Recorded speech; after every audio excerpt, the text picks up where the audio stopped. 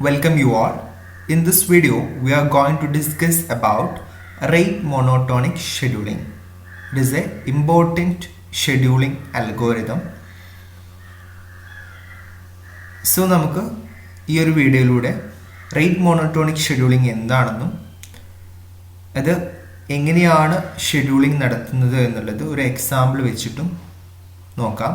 അതേപോലെ തന്നെ rate monotonic ഷെഡ്യൂളിങ്ങിൻ്റെ advantage, disadvantage ഇതൊക്കെ നമുക്ക് ഈ ഒരു വീഡിയോയിലൂടെ ഡിസ്കസ് ചെയ്യാം. സോ നിങ്ങൾ ഈ ഒരു വീഡിയോ എന്ത് ചെയ്യുക, ലൈക്ക് ചെയ്യുക, അതുപോലെ തന്നെ ഷെയർ ചെയ്യുക. നിങ്ങൾ ചാനൽ സബ്സ്ക്രൈബ് ചെയ്തിട്ടില്ലെങ്കിൽ സബ്സ്ക്രൈബ് ചെയ്യുക. സോ നമുക്ക് വീഡിയോയിലോട്ട് പോവാം. ആദ്യം തന്നെ റേറ്റ് മോണോട്ടോണിക് ഷെഡ്യൂളിംഗ് എന്താണെന്ന് നമുക്ക് നോക്കാം.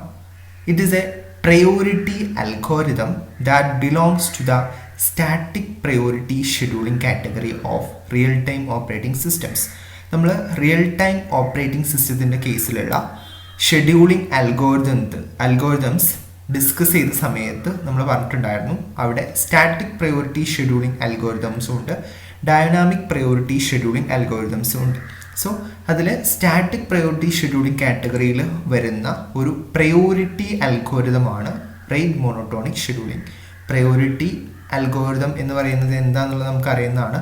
ഒരു പ്രയോറിറ്റിയെ ബേസ് ചെയ്തുകൊണ്ട് ഓരോ പ്രോസസ്സുകളും ഇങ്ങനെ എന്ത് ചെയ്യുന്നു, ഷെഡ്യൂൾ ചെയ്യുന്നു. സോ ആ ഒരു രീതിയാണ് പ്രയോറിറ്റി അൽഗോരിതത്തിലുള്ളത്. സോ ഇതും റേറ്റ് മോണോട്ടോണിക് ഷെഡ്യൂളിങ്ങും എന്താണ്, ഷെഡ്യൂളിംഗ് അൽഗോരിതവും ഒരു പ്രയോറിറ്റി അൽഗോരിതമാണ്. അത് ഷെഡ്യൂളിംഗ് പ്രോസസ്സ് ചെയ്യുന്നത് ഒരു പ്രോസസ്സിൻ്റെ പ്രയോറിറ്റി ബേസ്ഡ് ആയിട്ടാണ്. Okay, so it is pre-emptive in nature. Pre-emptive ആയിട്ടുള്ള ഒരു ഷെഡ്യൂളിംഗ് അൽഗോരിതമാണ് റേറ്റ് മോണോട്ടോണിക് ഷെഡ്യൂളിംഗ് എന്ന് പറയുന്നത്. പ്രീംറ്റീവ് എന്ന് പറഞ്ഞിട്ടുണ്ടെങ്കിൽ എന്താണെന്നുള്ളത് നമുക്ക് അറിയുന്നതാണ്. ഇപ്പം ഒരു പ്രോസസ്സ് എക്സിക്യൂഷൻ സ്റ്റാർട്ട് ചെയ്ത് കഴിഞ്ഞാൽ അതിൽ കൂടുതൽ പ്രയോറിറ്റി ഉള്ള ഏതെങ്കിലും പ്രോസസ്സ് വന്നു കഴിഞ്ഞാൽ കറൻ്റ്ലി എക്സിക്യൂട്ട് ചെയ്യുന്ന പ്രോസസ്സ് അവിടെ സ്റ്റോപ്പ് ചെയ്തിട്ട് ഹൈ പ്രയോറിറ്റി ഉള്ള പ്രോസസ്സിന് CPU വിട്ടുകൊടുത്തിട്ട് ആ ഒരു പ്രോസസ്സ് എക്സിക്യൂട്ട് ചെയ്യുന്ന ആ ഒരു രീതിയാണ് പ്രീംറ്റീവ് എന്ന് പറയുന്നത്. സോ ഇത് റേറ്റ് മോണോട്ടോണിക് ഷെഡ്യൂളിങ്ങിന് പ്രീംറ്റീവ് നാച്ചറാണ് ഉള്ളത്. The priority is decided according to the cycle time of the process that are involved. നമ്മൾ പറഞ്ഞു റേറ്റ് മോണോട്ടോണിക് ഷെഡ്യൂളിംഗ് ഒരു പ്രയോറിറ്റി ബേസ്ഡ് ഷെഡ്യൂളിംഗ് ആണെന്ന് പറഞ്ഞു. സോ അതിന് ഓരോ പ്രോസസ്സും അസോസിയേറ്റ് ചെയ്തിട്ട് എന്തുണ്ടാവും, പ്രയോറിറ്റി ഉണ്ടാവും. സോ ഈ പ്രയോറിറ്റി തീരുമാനിക്കുന്നത് എന്തിൻ്റെ ബേസിലാണെന്നുള്ളതാണ് ഇവിടെ പറയുന്നത്. According to cycle time of the process that are involved, അഥവാ അതിൻ്റെ സൈക്കിൾ ടൈമിന്, ഓരോ പ്രോസസ്സിൻ്റെയും സൈക്കിൾ ടൈമിനെ ബേസ് ചെയ്തിട്ടാണ് അതിൻ്റെ പ്രയോറിറ്റി തീരുമാനിക്കുന്നത്. ഡീറ്റെയിൽ ആയിട്ട് താഴെ പറയുന്നുണ്ട്. If the process has A small job duration then it has the highest priority. എന്താ പറയുന്നത്, ഒരു പ്രോസസ്സിന് കുറഞ്ഞ ഒരു സ്മാൾ ജോബ് ഡ്യൂറേഷൻ ഉള്ളൂ എങ്കിൽ അതിൻ്റെ എക്സിക്യൂഷൻ ടൈം എന്ന് പറയുന്നത് സ്മോൾ ഡ്യൂറേഷൻ ആണ് എന്നുണ്ടെങ്കിൽ അതിൻ്റെ പ്രയോറിറ്റി എന്തായിരിക്കും, ഹയസ്റ്റ് പ്രയോറിറ്റി ആയിരിക്കും. സോ സ്മോൾ ജോബ് ഡ്യൂറേഷനുള്ള പ്രോസസ്സുകൾക്കൊക്കെ ഹയസ്റ്റ് പ്രയോറിറ്റി ആയിരിക്കും. Thus if a process with highest priority starts execution, നമുക്കറിയാം ഹയസ്റ്റ് പ്രയോറിറ്റി ഉള്ളതായിരിക്കും മുൻഗണന ഉണ്ടാവുക. ദാറ്റ് മീൻസ് എക്സിക്യൂഷൻ സ്റ്റാർട്ട് ചെയ്യുന്നത് ഹയസ്റ്റ് പ്രയോറിറ്റി ഉള്ളത് വെച്ചിട്ടായിരിക്കും. It will preempt the another running process. Then എന്ത് ചെയ്യുന്നു, അതിന് ഹയസ്റ്റ് ഉള്ള പ്രോസസ്സുകൾക്ക് എന്തിനുള്ള കഴിവുണ്ട്, പ്രീംപ്റ്റ് ചെയ്യാനുള്ള കഴിവുണ്ട് മറ്റ് റണ്ണിങ് പ്രോസസ്സുകളെ, അഥവാ ലെസ് പ്രയോറിറ്റി ഉള്ള മറ്റ് റണ്ണിങ് പ്രോസസ്സുകളെ പ്രീംപ്റ്റ് ചെയ്യാനുള്ള ഒരു കപ്പാസിറ്റി ആർക്ക് ഉണ്ട്, ഹയസ്റ്റ് പ്രയോറിറ്റി ഉള്ള പ്രോസസ്സുകൾക്ക് ഉണ്ട് എന്നുള്ളതാണ് അവിടെ പറയുന്നത്. The priority of a process is inversely proportional to the period it will run for. എന്താണ്, നമുക്കറിയാം പ്രയോറിറ്റി, ഒരു പ്രോസസ്സിൻ്റെ പ്രയോറിറ്റി ഇൻവേഴ്സ്ലി പ്രൊപ്പോർഷണൽ ആണ് ഈ ഒരു പീരിയഡ് ഇറ്റ് വിൽ റൺ. അത് ആ ഒരു പ്രോസസ്സ് റൺ ചെയ്യേണ്ട ആ ഒരു പീരീഡില്ലേ, റൺ ചെയ്യുന്ന ആ ഒരു പീരീഡിന് ഇൻവേഴ്സ്ലി പ്രൊപ്പോർഷണൽ ആണ് പ്രയോറിറ്റി എന്ന് പറയുന്നത്. ദാറ്റ് മീൻസ് പീരിയഡ് കൂടുതലുണ്ടെങ്കിൽ അഥവാ കൂടുതൽ സമയം അത് എക്സിക്യൂട്ട് ചെയ്യാനുണ്ട് എന്നുണ്ടെങ്കിൽ അതിൻ്റെ പ്രയോറിറ്റി എന്തായിരിക്കും, കുറവായിരിക്കും. ദാറ്റ് മീൻസ് അതാണ് ഇൻവേഴ്സ്ലി പ്രൊപ്പോർഷണൽ. ഒന്ന് കൂടുതലാണെങ്കിൽ മറ്റത് കുറവായിരിക്കും, ആ ഒരു രീതി. ഓക്കെ, സോ ഇത്രയും കാര്യങ്ങളാണ് നമ്മൾ ഈ ഒരു ഭാഗത്ത് ഇവിടെ പറയുന്നത്. ദെൻ നമ്മൾ ഇമ്പോർട്ടൻ്റ് ആയിട്ടുള്ള ഒരു പോർഷനിലോട്ടാണ് മൂവ് ചെയ്യുന്നത്. A set of process can be scheduled only if the satisfy the following equation. Rate monotonic scheduling വെച്ച് സെറ്റ് ഓഫ് പ്രോസസ്സുകൾ ഷെഡ്യൂൾ ചെയ്യണമെന്നുണ്ടെങ്കിൽ ആ സെറ്റ് ഓഫ് പ്രോസസ്സ് സാറ്റിസ്ഫൈ ചെയ്യേണ്ട ഒരു ഇക്വേഷൻ ഉണ്ട്. ഈ ഒരു ഇക്വേഷൻ സാറ്റിസ്ഫൈ ചെയ്യുന്നുണ്ടെങ്കിൽ മാത്രമേ നമുക്ക് റേറ്റ് മോണോട്ടോണിക് ഷെഡ്യൂളിംഗ് അപ്ലൈ ചെയ്യാൻ പറ്റുള്ളൂ. സോ നമുക്ക് വേർ എൻ ഈസ് ദ ഇവിടെ ഒരു ഇക്വേഷൻ തന്നിട്ടുണ്ട്, നിങ്ങൾക്ക് നോക്കാൻ പറ്റും. Summation k equal to 1 to n CI divide by TI less than or equal to u equal to n of 2⁻1/n minus 1 എന്നുള്ള രീതിയിലുള്ള ഒരു ഇക്വേഷൻ തന്നിട്ടുണ്ട്. ഈ ഒരു ഇക്വേഷൻ നിങ്ങൾ പഠിച്ചു വെക്കുക. ഇതിലെ ഓരോ വേരിയബിൾസും എന്താണെന്നുള്ളത് ഞാൻ പറയാം. ഇവിടെ n എന്ന് പറയുന്നത് നമ്പർ ഓഫ് പ്രോസസ് ആണ്. നമ്മൾ പറഞ്ഞു നമ്മുടെ കയ്യിൽ ഒരു ഷെഡ്യൂളിംഗ് നടത്തുന്ന സമയത്ത് നമ്മുടെ കയ്യിൽ എന്തുണ്ടാവും, ഒരു പ്രോസസ് സെറ്റ് ഉണ്ടാവും. ദാറ്റ് മീൻസ് കുറേ പ്രോസസ്സുകളുള്ള ഒരു പ്രോസസ് സെറ്റ് ഉണ്ടാവും. ആ പ്രോസസ്സുകളുടെ എണ്ണമാണ്, ആ പ്രോസസ് സെറ്റിലുള്ള പ്രോസസ്സുകളുടെ എണ്ണമാണ് n എന്ന് പറയുന്നത്. CI എന്ന് പറയുന്നത് computation time of the process, പ്രോസസ്സുകളുടെ കമ്പ്യൂട്ടേഷൻ ടൈമാണ് CI എന്ന് പറയുന്നത്. CI എന്ന് പറയുന്നത് കമ്പ്യൂട്ടേഷൻ ടൈമാണ്, പ്രോസസ്സിൻ്റെ കമ്പ്യൂട്ടേഷൻ ടൈമാണ് CI എന്ന് പറയുന്നത്. ഇപ്പം I എന്നുകൊണ്ട് ഉദ്ദേശിക്കുന്നതാണ് ഐക്ക് 1 കൊടുത്താൽ ഫസ്റ്റ് പ്രോസസ്സിൻ്റെ കമ്പ്യൂട്ടേഷൻ ടൈം, ഐക്ക് 2 കൊടുത്താൽ സെക്കൻഡ് പ്രോസസ്സിൻ്റെ കമ്പ്യൂട്ടേഷൻ ടൈം. ആ രീതിയിലാണ് CI എന്നുകൊണ്ട് ഉദ്ദേശിക്കുന്നത്. TI എന്ന് പറയുന്നത് time period for the process to run ആണ്, അഥവാ ഒരു പ്രോസസ്സിന് റൺ ചെയ്യേണ്ട ടൈം പീരീഡാണ് TI എന്ന് പറയുന്നത്. TI കൊണ്ട് ജനറലി ഉദ്ദേശിക്കുന്നത് ith പ്രോസസ്സിന് റൺ ചെയ്യേണ്ട ടൈം പീരീഡാണ്. സോ നമ്മൾ പറഞ്ഞു രണ്ട് കാര്യങ്ങളാണ് ഇതുമായിട്ട് റിലേറ്റ് ചെയ്ത് വരുന്നത്.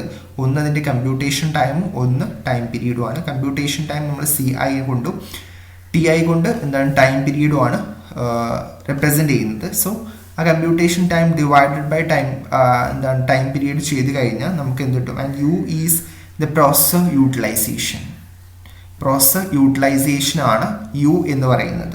U എന്ന് പറയുന്നത് ക്യാപിറ്റൽ U എന്ന് പറയുന്നത് പ്രോസസ് യൂട്ടിലൈസേഷൻ ആണ്. സോ നമ്മൾ ഇതിൻ്റെ മീനിങ് എന്താണ്? നമ്മളിപ്പോൾ ഓരോ പ്രോസസ്സിൻ്റെയും കമ്പ്യൂട്ടേഷൻ ടൈം ഡിവൈഡഡ് ബൈ എന്താണ് ടൈം പീരീഡ് ചെയ്ത് കിട്ടുന്നതിൻ്റെ സം എന്ന് പറയുന്നത് എപ്പോഴും എന്തായിരിക്കണം? Less than or equal to capital U ആയിരിക്കണം. ക്യാപിറ്റൽ U എന്ന് പറഞ്ഞാൽ processor utilisation. Processor maximum processor യൂട്ടിലൈസേഷനെക്കാട്ടിലും കുറവോ അല്ലെങ്കിൽ ഈക്വലോ ആയിരിക്കണം എന്ത്? ഈ ഒരു calculation, computation time divide by time period of all the process in the process set.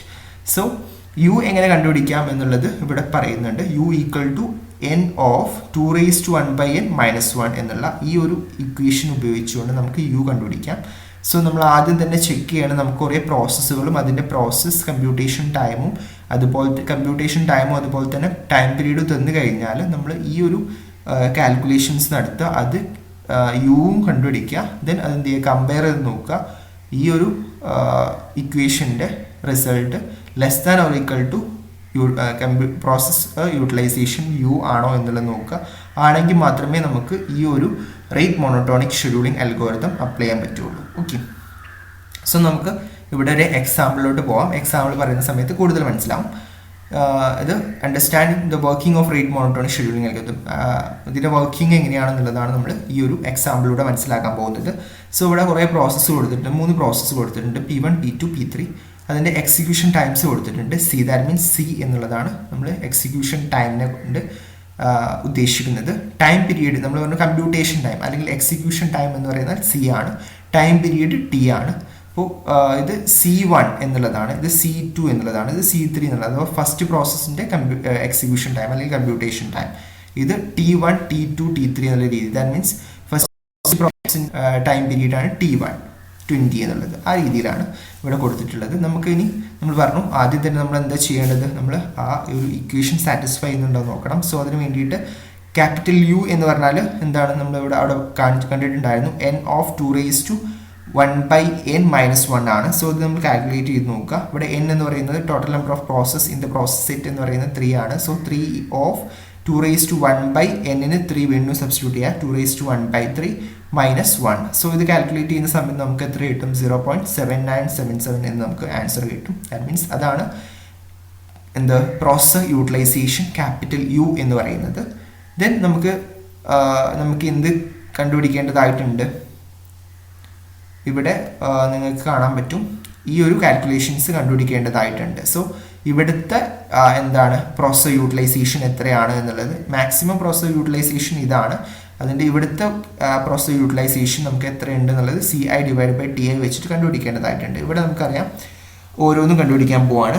ഫസ്റ്റത്തെ 1ൻ്റെ C എന്ന് പറയുന്നത് 3 ആണ്. 3 divide by TI, T means T1, C1 divide by T1 എന്നുള്ള മീനിങ് ആണ് ഫസ്റ്റത്തേണ്ടത്. സോ 3/20, അതേപോലെ തന്നെ 2/5 പ്ലസ് 2/10. ഇത് നമ്മൾ ടോട്ടലി കാൽക്കുലേറ്റ് ചെയ്യുന്നു. അത് എത്ര കിട്ടുന്നു? 0.75 എന്ന് നമുക്ക് കിട്ടുന്നു. ഈ ഒരു പ്രോസസ്സർ സെറ്റിലെ CPU യൂട്ടിലൈസേഷൻ എന്ന് പറയുന്നത് 0.75 ആണ്. സോ 0.75 നമുക്ക് നോക്കിയാൽ കാണാൻ പറ്റും. ക്യാപിറ്റൽ U, ദാറ്റ് മീൻസ് അവിടെ നമ്മുടെ ടോട്ടൽ പ്രോസസ്സർ യൂട്ടിലൈസേഷൻ എന്ന് പറയുന്നത് 0.7977 ആണ്. So 0.7977 is greater than 0.75. So അതുകൊണ്ട് തന്നെ നമ്മളുടെ ഇക്വേഷൻ എന്ത് ചെയ്യുന്നുണ്ട്? ഇവിടെ സാറ്റിസ്ഫൈ ചെയ്യുന്നുണ്ട്. അതാണ് ഇവിടെ പറയുന്നത്. It is less than 1 or 100% utilization. The combined utilization of 3 processes is less than the threshold of these processes. കണ്ടോ? Combined utilization of 3 process. ഈ 3 പ്രോസസ്സുകളുടെ കമ്പൈൻഡ് യൂട്ടിലൈസേഷൻ നമ്മളിവിടെ കണ്ടുപിടിച്ചു. അതെന്താണ്? ലെസ് ദാൻ ആണ്. ഇതിനെക്കാട്ടിലും less than the threshold of this processനെക്കാട്ടിലും less than ആണ്. That means the above set of processes are schedulable and this satisfy the above equation of the algorithm. നമുക്ക് അത് ഇതിൽ നിന്ന് നമുക്ക് എങ്ങനെ എന്ത് കൺക്ലൂഷനിൽ എത്താൻ പറ്റും? ഇത് എന്താണ്? ഈ സെറ്റ് ഓഫ് പ്രോസസ്സ് ഷെഡ്യൂളബിൾ ആണ്, ഷെഡ്യൂൾ ചെയ്യാൻ പറ്റും. അതേപോലെ തന്നെ ഈ ഒരു ഇക്വേഷൻ, ഈ ഒരു above ഇക്വേഷൻ, ഈ ഒരു അൽഗോരിതം സാറ്റിസ്ഫൈ ചെയ്യുന്നുണ്ടെന്നുള്ളത് നമുക്ക് അതിന് കൺക്ലൂഷനിൽ എത്താൻ പറ്റും. സോ ഇനി നമുക്ക് ഇവിടെ 2 കാര്യങ്ങൾ നമ്മൾ ഡിസ്കസ് ചെയ്യാൻ പോകുന്നു. ഷെഡ്യൂളിംഗ് ടൈമും പ്രയോറിറ്റി എന്ന് പറയുന്ന 2 ടെർമിനോളജീസ് പരിചയപ്പെടാം. ഷെഡ്യൂളിംഗ് ടൈം എന്ന് പറയുന്നത് for calculating the scheduling time of algorithm. ഒരു അൽഗോരിതത്തിൻ്റെ ഷെഡ്യൂളിംഗ് ടൈം നമ്മൾ എങ്ങനെ കണ്ടുപിടിക്കുക എന്ന് വെച്ചിട്ടുണ്ടെങ്കിൽ we have to take the LCM of time period of all the process. അഥവാ ആ ഒരു ഷെഡ്യൂളിങ്ങിലുള്ള പ്രോസസ്സുകളുടെ എല്ലാം ടൈം പീരീഡ് എടുക്കുക. ആ ടൈം പീരീഡിൻ്റെ LCM കണ്ടുപിടിച്ചു കഴിഞ്ഞാൽ നമുക്ക് ആ ഒരു ഷെഡ്യൂളിംഗ് അൽഗോരിതത്തിൻ്റെ ഷെഡ്യൂളിംഗ് ടൈം നമുക്ക് കിട്ടും. സോ ഇവിടുത്തെ ടൈം പീരീഡ് എന്ന് പറയുന്നത് എത്രയായിരുന്നു? 2510 ആണ്. സോ 2510ൻ്റെ LCM എടുക്കുക. നമ്മൾ തൊട്ട് മുകളിൽ എക്സ്പ്ലെയിൻ ചെയ്തിട്ടുള്ള ഈ എക്സാമ്പിളിൽ 2510 ആയിരുന്നു ടൈം പീരീഡ്. സോ അതിൻ്റെ LCM എടുക്കുന്ന സമയത്ത് നമുക്ക് എത്ര കിട്ടും? 20 എന്ന് കിട്ടും. So thus we can schedule it by 20 time unit. So അതിൻ്റെ മീനിങ് എന്താണ്? ഇവിടെ LCM എടുക്കുമ്പോൾ 20 കിട്ടിക്കഴിഞ്ഞാൽ അതിൻ്റെ അർത്ഥം എന്താണ്? ഈ ഒരു ഷെഡ്യൂളിംഗ് അൽഗോരിതത്തിൻ്റെ ടൈം യൂണിറ്റ് എന്ന് പറയുന്നത് എത്രയാണ്? 20 ആണ്. മാക്സിമം 20 ആണ് അതിൻ്റെ ടൈം യൂണിറ്റ് എന്ന് പറയുന്നത് എന്ന് മനസ്സിലാക്കാൻ പറ്റും.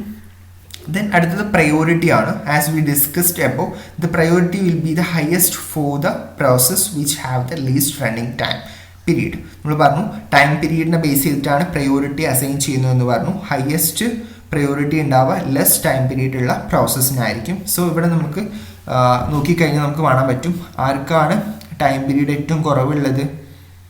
ടൈം പീരീഡ് ഏറ്റവും കുറവുള്ളത് P2-നാണ്. ദെൻ P3-ക്കാണ്. ലാസ്റ്റാണ് P1. സോ അതന്നെ അതുകൊണ്ടാണ് P2, P3, P1 എന്നുള്ളതാണ് ഇവിടുത്തെ പ്രയോറിറ്റി കൂടുതൽ P2-ന്, ദെൻ P3-ക്ക്, ദെൻ P1 എന്നുള്ള രീതിയിൽ ഇവിടെ പ്രയോറിറ്റി കൊടുത്തിട്ടുള്ളത്. ഓക്കെ, ഈ 2 കാര്യങ്ങൾ ഒന്ന് മനസ്സിലാക്കി വെക്കുക. ദെൻ ഇത് നമുക്ക് താഴെ ആവശ്യമുണ്ട്. ഇവിടെ ഇനി അതിൻ്റെ റെപ്രസെൻറ്റേഷനും ആണ് നമ്മളിവിടെ കാണിക്കുന്നത്. നിങ്ങൾക്ക് കാണാൻ പറ്റും P2, P3, P1 എന്നുള്ളത് ഞാൻ അതിൻ്റെ പ്രയോറിറ്റിയിൽ തന്നെ അതിനിവിടെ ഒന്ന് ലൈനപ്പ് ചെയ്തിട്ടുണ്ട്. P2 നമുക്കറിയാം 0-ൽ നിന്നും P2 തുടങ്ങുകയാണെന്നുണ്ടെങ്കിൽ അതിൻ്റെ 5 എന്ന് പറയുന്നത് അതിൻ്റെ എന്താണ്? 5 എന്ന് പറയുന്നത് അതിൻ്റെ ടൈം പീരീഡ് ആണ്. സോ അതിൻ്റെ ടൈം പീരീഡ് 5 യൂണിറ്റ്സ് ആണ്. അതിൻ്റെ എക്സിക്യൂഷൻ ടൈം എന്ന് പറയുന്നത് 2 ആണ്. സോ നിങ്ങൾക്ക് ഇവിടെ 5 യൂണിറ്റ് വരെ P2 അവിടെ എക്സിക്യൂട്ട് ചെയ്യും. എത്ര യൂണിറ്റ് എക്സിക്യൂഷൻ എന്ന് പറയുന്നത് എന്താണ്? എക്സിക്യൂഷൻ ടൈം എന്ന് പറയുന്നത് 2 ആണ്. സോ 2 എന്നിവിടെ കൊടുക്കുന്നു. ദെൻ അതുപോലെ തന്നെ 5 to 10 വീണ്ടും, അഥവാ അതിൻ്റെ ടൈം പീരീഡ് 5 ആണ്. സോ അതിവിടെ കാണിക്കുന്നു നമ്മൾ ഓരോ 5 യൂണിറ്റ് ഇൻ്റർവെല്ലിലും നമ്മൾ എന്ത് ചെയ്യുന്നു? അങ്ങനെ 20 വരെ P2 എക്സിക്യൂഷൻ ചെയ്യുന്നു. ഇൻ ബിറ്റ്വീൻ എത്രയാണ്? അതിൻ്റെ ഓരോന്നിൻ്റെയും ഇടയിൽ ഉള്ള എക്സിക്യൂഷൻ ടൈം C എന്ന് പറയുന്നത് എത്രയാണ്? 2 ആണ്. സോ നമുക്കിവിടെ അത് കാണാൻ പറ്റും. അത് ഞാൻ മാർക്ക് ചെയ്തിട്ടുണ്ട് ഇവിടെ. ഇൻ ബിറ്റ്വീൻ ആയിട്ട് എക്സിക്യൂഷൻ ടൈം, ഇവിടെ അതിൻ്റെ ടൈം പീരീഡും. P3-യുടെ കേസിലാണെങ്കിലോ P3-യുടെ ടൈം പീരീഡ് എന്ന് പറയുന്നത് 10 ആണ്. 10ഉം അതിൻ്റെ എക്സിക്യൂഷൻ ടൈം എന്ന് പറയുന്നത് 2 ആണ്. സോ 10, 20 രണ്ട് സെക്ഷൻ ആയിട്ടാണ് എന്ത് വരുന്നത് P3 വരുന്നത്. ഇവിടെ 2 അതിൻ്റെ എക്സിക്യൂഷൻ ടൈം, 2 ഇവിടെ എക്സിക്യൂഷൻ ടൈം. P1 20 ആണ് അതിൻ്റെ ടൈം പീരീഡ് വരുന്നത്. സോ ഒരു പോർഷൻ മാത്രമേ ഇവിടെ വരുന്നുള്ളൂ. അതിൻ്റെ എക്സിക്യൂഷൻ ടൈം എന്ന് പറയുന്നത് 3 ആണ്. ഓക്കെ, ഈ ഒരു രീതിയിൽ figure says that process P2, ഈ ഒരു ഭാഗം എന്താ പറയുന്നത്, process P2 will execute 2 times for the every 5 time units. അതാണ് ഇതിൻ്റെ മീനിങ് കേട്ടോ. ശ്രദ്ധിക്കുക, ഇമ്പോർട്ടൻ്റ് ആയിട്ടുള്ള പോയിന്റ് ആണ്. P2നെ കുറിച്ചിട്ട് ഈ ഒരു ലൈൻ നോക്കിക്കഴിഞ്ഞാൽ നിങ്ങൾക്ക് മനസ്സിലാക്കാൻ പറ്റും എന്താണെന്ന് വെച്ചിട്ടുണ്ടെങ്കിൽ, ഓരോ 5 യൂണിറ്റ്സ് ടൈമിലും P2 എക്സിക്യൂട്ട് ചെയ്യുന്നത് 2 times ആണ് എന്നുള്ളതാണ് ഇതിൻ്റെ മീനിങ്. ഓരോ 5 യൂണിറ്റ് ടൈംസിലും P2 എക്സിക്യൂട്ട് ചെയ്യുന്നത് 2 times ആണ്. ഇവിടെ ഈ ഇതാണെങ്കിൽ ഇതിൻ്റെ എങ്ങനെയായിരിക്കും, process P3 will execute 2 times for every 10 unit times. So ഓരോ 10 യൂണിറ്റ് ടൈംസിലും P3 എക്സിക്യൂട്ട് ചെയ്യുന്നത് 2 units ആണ്. ഓക്കെ, 2 times ആണ് ഇവിടെ എക്സിക്യൂട്ട് ചെയ്യുന്നത് ഓരോ 10 units ടൈമിലും. ഓക്കെ, P1ൻ്റെ കേസിലാണെങ്കിലോ ഓരോ 20 യൂണിറ്റ്സ് ടൈമിലും ഇവിടെ P1 എക്സിക്യൂട്ട് ചെയ്യുന്നത് എത്രയാണ്, 3 times ആണ്. അതവിടെ പറയുന്നത് P1 will execute 3 times in 20 time units. ഇവിടെ ആകെ ഒരു 20 യൂണിറ്റ്സ് ടൈമേ ഉള്ളൂ. സോ അവിടെ 3 unit ആണ് എക്സിക്യൂട്ട് ചെയ്യുന്നത് എന്നുള്ളതാണ് ഇതിൻ്റെ മീനിങ്. ഓക്കെ, ഈ ഒരു കൺസെപ്റ്റ് മനസ്സിലാക്കിയാൽ താഴെയുള്ളത് മനസ്സിലാവുള്ളൂ. സോ ഇത് ഓർത്ത് വെക്കുക. This has to keep in mind for understanding the entire execution of the algorithm below. അതാ പറയുന്നത്, ഇനിയാണ് നമ്മൾ എങ്ങനെയാണ് ഏത് പ്രോസസ്സിനാണ് ആദ്യം എക്സിക്യൂട്ട് ചെയ്യേണ്ടത്, അത് എത്ര എക്സിക്യൂട്ട് ചെയ്യും, അതൊക്കെയാണ് ഇനി നമ്മൾ താഴെ ഡിസ്കസ് ചെയ്യാൻ പോകുന്നത്. സോ ഈ ഒരു കാര്യം നിങ്ങൾ മനസ്സിലാക്കിയതിന് ശേഷം അടുത്ത ഭാഗം നോക്കുക. ഇവിടെ നമുക്ക് കാണാൻ പറ്റും, ഇതാണ് ഇവിടെ നമ്മൾ ഇത് എങ്ങനെയാണെന്നുള്ളത് ഞാനൊന്ന് പറയാം. ഇത് അതിൻ്റെ എക്സിക്യൂഷനും കാര്യങ്ങളും അതെങ്ങനെയാണ് എടുത്തിട്ടുള്ളത് എന്നുള്ളതൊക്കെ ഇവിടെ എക്സ്പ്ലെയിൻ ചെയ്തിട്ടുണ്ട്. ഞാൻ എൻ്റേതായിട്ടുള്ള ഒരു രീതിയിൽ ഞാനിവിടെ പറയാം. നമുക്കറിയാം 0 എന്ന് പറയുന്ന സമയത്താണ് നമ്മൾ എക്സിക്യൂഷൻ സ്റ്റാർട്ട് ചെയ്യുന്നത്. 0 എന്ന് പറയുന്ന സമയത്ത് നോക്കുന്ന സമയത്ത് നമുക്കാണ് ഹൈ പ്രയോറിറ്റി ഉള്ള P2നെയാണ് നമ്മൾ കൺസിഡർ ചെയ്യേണ്ടത്. 0 എന്ന P2 run first 2 time units because it has the highest priority. P2ന് ഹയസ്റ്റ് പ്രയോറിറ്റി ഉണ്ട്. അതുകൊണ്ട് തന്നെ P2 0ൽ 2 times അവിടെ എക്സിക്യൂഷൻ ചെയ്യുന്നു. സോ 2 units ഓഫ് ടൈമിൽ P2 അവിടെ 1 unit, ഇവിടെ ഞാൻ ഓരോ 1 unitലും ഉള്ള റെപ്രസെൻറ്റേഷനാണ് കൊടുത്തത്. ഇപ്പോൾ 2 units ഓഫ് ടൈമിൽ P2 എക്സിക്യൂട്ട് ചെയ്യുന്നു. P2 എക്സിക്യൂട്ട് ചെയ്ത് കഴിഞ്ഞാൽ അടുത്തതായിട്ട് ചാൻസ് കിട്ടുന്നത് P3ക്കാണ്. അതെന്തുകൊണ്ടാണ് അടുത്ത ചാൻസ് P3ക്ക് കിട്ടുന്നതെന്ന് വെച്ചിട്ടുണ്ടെങ്കിൽ, ഇപ്പോൾ സമയം എത്രയാണ്, ദാറ്റ് മീൻസ് എത്ര യൂണിറ്റ് ആയിട്ടുണ്ട്, 2 എന്ന് പറയുന്ന ടൈം ഇനി P2ന് എക്സിക്യൂഷൻ കൊടുക്കാത്തത് എന്തുകൊണ്ടാണ്, P2ന് അടുത്ത ചാൻസ് ഇവിടെ 3ൽ തന്നെ ഇവിടെ കൊടുക്കാത്തത് എന്തുകൊണ്ടാണ്, കാരണം ഇവിടെ പറയുന്നുണ്ട് 5 units ഓഫ് ടൈമിൻ്റെ ഉള്ളിൽ P2 എത്ര ടൈമേ വരാൻ പാടുള്ളൂ, എത്ര ടൈംസേ വരാൻ പറ്റുള്ളൂ, 2 times P2 വരാൻ പാടുള്ളൂ. സോ 5 അടുത്തത് P2ന് നമുക്ക് കൊടുക്കാൻ പറ്റുക 5ന് ശേഷം മാത്രമാണ്. 5 എന്ന് പറയുന്ന ആ ഒരു മില്ലി സെക്കൻഡ്സിന് ശേഷം മാത്രമേ നമുക്ക് P2ന് അടുത്തതായിട്ട് കൊടുക്കാൻ പറ്റുള്ളൂ. കാരണം P2 അപ്പേ അവൈലബിൾ ആവുന്നുള്ളൂ. ഇവിടെ നമ്മൾ P2ന് 2 times കൊടുത്തു കഴിഞ്ഞു. അപ്പോൾ P2ൻ്റെ ആ ഒരു ഇത് അവിടെ കഴിഞ്ഞു. അടുത്തതായിട്ട് നമ്മൾ കൺസിഡർ ചെയ്യേണ്ട ആരാണ്, P3നെയാണ്. എന്തുകൊണ്ടാണ് P3നെ P1നെ കൺസിഡർ ചെയ്യാതെ P3നെ കൺസിഡർ ചെയ്യുന്നത്, P3ക്കാണ് പിന്നെ ഹയർ പ്രയോറിറ്റി ഉള്ളത്. സോ നമ്മൾ P3നെ കൺസിഡർ ചെയ്യുന്നു. P3ക്ക് എന്തുണ്ട്, നമുക്ക് എന്ത് കൊടുക്കാം, ഇവിടെ P3നെ കൊടുക്കാം 2 units കൊടുക്കാം. ഏതിൻ്റെ ഇടയിൽ 10 എന്ന് പറയുന്ന സമയത്തിൻ്റെ ഉള്ളിൽ നമുക്ക് P3നെ 2 times കൊടുക്കാം. സോ നമ്മൾ അത് ഇവിടെ കൊടുക്കാൻ പോവാണ്. P3നെ 2 times കൊടുക്കുന്നു. അപ്പോൾ എത്രയായി, 4 എന്ന് പറയുന്ന മില്ലി സെക്കൻഡ് ആയി. ദെൻ 4 എന്ന് പറയുന്ന മില്ലി സെക്കൻഡ്സിൻ്റെ ദെൻ നമുക്ക് വീണ്ടും P3നെ കൊടുക്കാൻ പറ്റുമോ, പറ്റില്ല. കാരണം എന്താ, P3ന് ആകെ 2 units ഓഫ് ടൈമേ നമുക്ക് കൊടുക്കാൻ പറ്റുള്ളൂ, 2 timesേ കൊടുക്കാൻ പറ്റുള്ളൂ മില്ലി സെക്കൻഡ്സിൻ്റെ ഉള്ളിൽ. സോ അത് അവിടെ കഴിഞ്ഞു. P3ന് കൊടുക്കാൻ ഇനി പറ്റില്ല. ദെൻ ആകെ ഇനി കൊടുക്കാൻ പറ്റുക ആരെ മാത്രമേ ഉള്ളൂ, P1നെ കൊടുക്കാൻ പറ്റുള്ളൂ. P1 മാത്രമേ 3 units അവിടെ അവൈലബിൾ ആയിട്ടുള്ളൂ. സോ നമ്മൾ P1നെ കൊടുക്കുന്നു. P1നെ എന്തുകൊണ്ട് 3 times അല്ലെങ്കിൽ 2 times ഒന്നും കൊടുക്കുന്നില്ല, 5 എന്ന് പറയുന്ന മില്ലി സെക്കൻഡ്സിൽ P2 വീണ്ടും ഹയർ പ്രയോറിറ്റി ഉള്ള P2 വീണ്ടും അവൈലബിൾ ആവുന്നുണ്ട്. അപ്പോൾ അതുകൊണ്ടാണ് നമ്മൾ P1ന് ഒരു യൂണിറ്റ് മാത്രം കൊടുക്കുന്നത്. P1 ഒരു യൂണിറ്റ് കൊടുത്ത് 5 ആവുമ്പോൾ നമ്മൾ ചെക്ക് ചെയ്യാണ് ഹയർ പ്രയോറിറ്റി ഉള്ള വേറെ ഏതെങ്കിലും പ്രോസസ്സ് വന്നിട്ടുണ്ടോ എന്ന്. ആ സമയത്ത് നോക്കുമ്പോൾ P2 അവിടെ അവൈലബിൾ ആവുന്നുണ്ട്. കാരണം P2 5ൽ അവൈലബിൾ ആണ്. എത്ര 2 ടൈംസ് എക്സിക്യൂട്ട് ചെയ്യാൻ വേണ്ടിയിട്ട് അവൈലബിൾ ആണ്. സോ നമ്മൾ 5ൽ വീണ്ടും P2ന് 2 ടൈംസ് അവൈലബിൾ ആയതുകൊണ്ട് P2ന് 2 ടൈംസ് കൊടുക്കുന്നു. കൊടുത്തതിന് ശേഷം 7 എന്ന് പറയുന്ന സമയമാണ് അല്ലേ. 7ൽ നോക്കുമ്പോൾ നമുക്ക് ആരെ നോക്കാം, 7ൽ ഇനി P3 പിന്നെ ഹയർ പ്രയോറിറ്റി ഉള്ള P3 ആണ്. 7ൽ നോക്കുമ്പോൾ P3 അവൈലബിൾ ആണോ? ഇല്ല. കാരണം P3 നമ്മൾ ഓൾറെഡി 2 യൂണിറ്റ്സ് അവിടെ എടുത്തിട്ടുണ്ട്. സോ ഇനി ഇവിടെ ഒന്നുമില്ല എക്സിക്യൂട്ട് ചെയ്യാൻ വേണ്ടി. P3 ഇനി അവിടെ അവൈലബിൾ അല്ല. സോ അതുകൊണ്ട് തന്നെ നമ്മൾ അടുത്തതായിട്ട് ഇനി ഇവിടെ ആകെ അവൈലബിൾ ആയിട്ടുള്ള 7 എന്ന് പറയുന്ന ആ ഒരു മില്ലി സെക്കൻഡ്സിൽ അവൈലബിൾ ആയിട്ടുള്ളത് P1 മാത്രമാണ്. P1 എത്രയാണ് അവൈലബിൾ ആയിട്ടുള്ളത്? 2 അവൈലബിൾ ആണ്. സോ നമ്മൾ P1ന് 2 അവിടെ കൊടുക്കുന്നു. സോ P1ന് 2 കൊടുക്കുന്നതോടുകൂടി P1 അവിടെ കംപ്ലീറ്റ് ആയി. P1 3 ടൈംസ് ആയി. P2 അവിടെ 2 ടൈംസ് വന്നു ഓരോ 5ലും. ദെൻ P3 അവിടെ 2 ടൈംസ് വന്ന് നിൽക്കുകയാണ്. സോ 9 എന്ന് പറയുന്ന സമയത്ത് നമ്മൾ നോക്കുന്നു.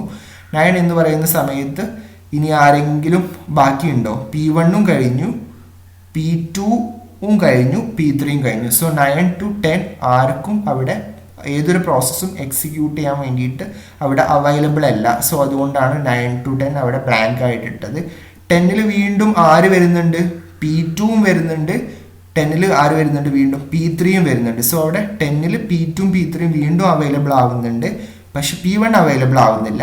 P2ഉം P3യും അവിടെ 10ൽ അവൈലബിൾ ആവുന്നു. സോ നമ്മൾ ഹയസ്റ്റ് പ്രയോറിറ്റി ഉള്ളത് ആരെയാണ്? P2 ആണുള്ളത്. P2നെ കൺസിഡർ ചെയ്യുന്നു. P2ന് എത്ര യൂണിറ്റ് കൺസിഡർ ചെയ്യുന്നു? ഇവിടെ 2 യൂണിറ്റ്സ് അവിടെ അവൈലബിൾ ആണ്. സോ 2 യൂണിറ്റ്സ് നമ്മൾ P2നെ കൺസിഡർ ചെയ്യുന്നു. അതാണ് ഇവിടെ P2 2 യൂണിറ്റ്സ് കൊടുത്തത്. അപ്പോൾ എത്രയായി? 12 ആയി. ദെൻ 12ൽ നോക്കുന്ന സമയത്ത് ആര് അവൈലബിൾ ആയിട്ടുണ്ട്? ഇവിടെ 2 യൂണിറ്റ്സ് P3 അവൈലബിൾ ആയിട്ടുണ്ട്. സോ 12ൽ 2 യൂണിറ്റ്സ് P3യും കൂടി നമ്മൾ കൊടുക്കുന്നു. P3 2 യൂണിറ്റ്സ് കൊടുക്കുന്നു. അപ്പോഴും 40 ആയിട്ടുള്ളൂ. 40 പിന്നെ ഇനി എന്താണ് 40ൽ നമ്മൾ നോക്കുമ്പോൾ എത്രയാണ്? ഇനി ഏതെങ്കിലും അവൈലബിൾ ആയിട്ടുണ്ടോ? ഇല്ല. P1ഉം അവൈലബിൾ ആയിട്ടില്ല. P2 ഓൾറെഡി കംപ്ലീറ്റ് ആയി. P3യും കംപ്ലീറ്റ് ആയി നിൽക്കുകയാണ്. സോ അവിടെ ഒരു 1 യൂണിറ്റ് ടൈം കൂടി അവിടെ ബ്ലാങ്ക് വരുന്നു. ദെൻ 15ൽ വീണ്ടും നമ്മൾ നോക്കുന്നു. 15ൽ ആര് അവൈലബിൾ ആയി? വീണ്ടും P2 അവിടെ വീണ്ടും അവൈലബിൾ ആയി 2 യൂണിറ്റ്സ്. P3 അവൈലബിൾ ആയിട്ടുണ്ടോ? ഇല്ല. P3 ഇനി 20ൽ അവൈലബിൾ ആവുന്നു. 20ൽ കഴിയാണ് ചെയ്യുന്നത്. സോ P2 മാത്രമാണ് 2 യൂണിറ്റ്സ് അവൈലബിൾ ആകുന്നത്. സോ അതാണ് ഇവിടെ P2 15 to 17 വരെ P2 അവിടെ കൊടുക്കുന്നു. ദെൻ 17 എന്ന് പറയുന്ന ആ സമയത്ത് നമ്മൾ നോക്കുമ്പോൾ ആരും അവൈലബിൾ അല്ല. 18 എന്ന് പറയുന്ന സമയത്ത് നോക്കുമ്പോൾ ആരും അവൈലബിൾ അല്ല. 19ലും ആരും അവൈലബിൾ അല്ല. 20 നമ്മൾ എന്തുകൊണ്ടാണ് ഇവിടെ ഓരോന്നും 20 കൊടുക്കാനുള്ള കാരണം എന്താണ്? ഇതിൻ്റെ ടൈം യൂണിറ്റ് എന്ന് പറയുന്നത്, ഷെഡ്യൂൾ ടൈം യൂണിറ്റ് എന്ന് പറയുന്നത് 20 ആണ്. നമ്മൾ LCM വെച്ചിട്ട് ഷെഡ്യൂളിംഗ് ടൈം കണ്ടു. ആ ഷെഡ്യൂളിംഗ് ടൈമാണ് ഇവിടെ എൻഡിൽ വരിക, ഓരോന്നിൻ്റെയും എൻഡിൽ വരുന്നത്. ഓക്കെ. സോ അതുകൊണ്ടാണ് ആ ഒരു 17 മുതൽ 20 വരെ അവിടെ ബ്ലാങ്ക് ആയിട്ട് കിടക്കുകയാണ് ചെയ്യുക. ഈ ഒരു രീതിയിലാണ് ഇതിൻ്റെ ഷെഡ്യൂളിംഗ് വരുന്നത്. പ്രോസസ്സുകളുടെ ഷെഡ്യൂളിംഗ് ഏതിൽ വരുന്നത്? റേറ്റ് മോണോട്ടോണിക് ഷെഡ്യൂളിങ്ങിൻ്റെ കേസിൽ വരുന്നത്. ഓക്കെ.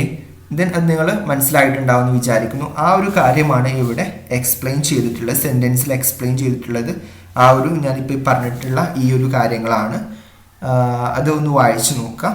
ദെൻ നമ്മൾ ഇവിടെ അതിൻ്റെ താഴെ അതിൻ്റെ കണ്ടീഷൻസ്, റേറ്റ് മോണോട്ടോണിക് ഷെഡ്യൂളിങ്ങിൻ്റെ കണ്ടീഷൻസ് എന്താണെന്ന് പറയുന്നുണ്ട്.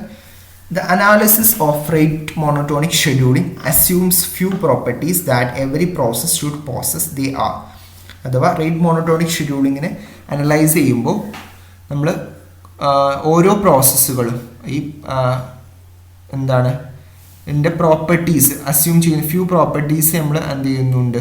Assume few property that every process should possess. They are, അഥവാ ഓരോ പ്രോസസ്സുകളുടെയും സം പ്രോപ്പർട്ടീസ് നമ്മൾ അസ്യൂം ചെയ്യുന്നുണ്ട്. അത് ഏതൊക്കെയാണെന്നുള്ളതാണ്, അതിൻ്റെ കണ്ടീഷൻസ് ആണ് നമ്മളിവിടെ ഡിസ്കസ് ചെയ്യുന്നത്. സോ ഫസ്റ്റ് വൺ നോക്കാം. Processes involved should not share the resource with other process. അഥവാ ഈ ഒരു റേറ്റ് മോണോട്ടോണിക് ഷെഡ്യൂളിങ്ങിൽ ഇൻവോൾവ്ഡ് ആയിട്ടുള്ള പ്രോസസ്സുകൾ should not share the resource with the other process. അതെന്ത് ചെയ്യില്ല, മറ്റുള്ള പ്രോസസ്സുകളായിട്ട് റിസോഴ്സ് ഷെയർ ചെയ്യുന്നില്ല എന്നുള്ള ഒരു നമ്മൾ അസ്യൂം ചെയ്യുന്നുണ്ട്. അതേപോലെ തന്നെ deadlines must be similar to the time periods. Deadline are deterministic. Deadlines എന്തായിരിക്കണം, ഡെഡ് ലൈൻസ് എന്താണ്, ഇസ് മസ്റ്റ് ബി സിമിലർ, ഈ ടൈം പീരീഡ്സിന് സിമിലർ ആണ് അല്ലേ. ഡെഡ് ലൈൻസ് ഈ ഇവിടെയുള്ള ടൈം പീരീഡ്സിന്, റേറ്റ് മോണോട്ടോണിക് ഷെഡ്യൂളിങ്ങിൻ്റെ കേസിലുള്ള ടൈം പീരീഡ്സിന് സിമിലർ ആണ്. സോ അതുകൊണ്ട് തന്നെ ഡെഡ് ലൈൻസ് ഇവിടെ ഡിറ്റർമിനിസ്റ്റിക് ആണ് എന്ന് നമ്മൾ അസ്യൂം ചെയ്യുന്നു. Then process running with highest priority that needs to run will preempt the other process. എന്താണ്, ഹയസ്റ്റ് പ്രയോറിറ്റി ഉള്ള പ്രോസസ്സുകൾ റൺ ചെയ്യുന്നു.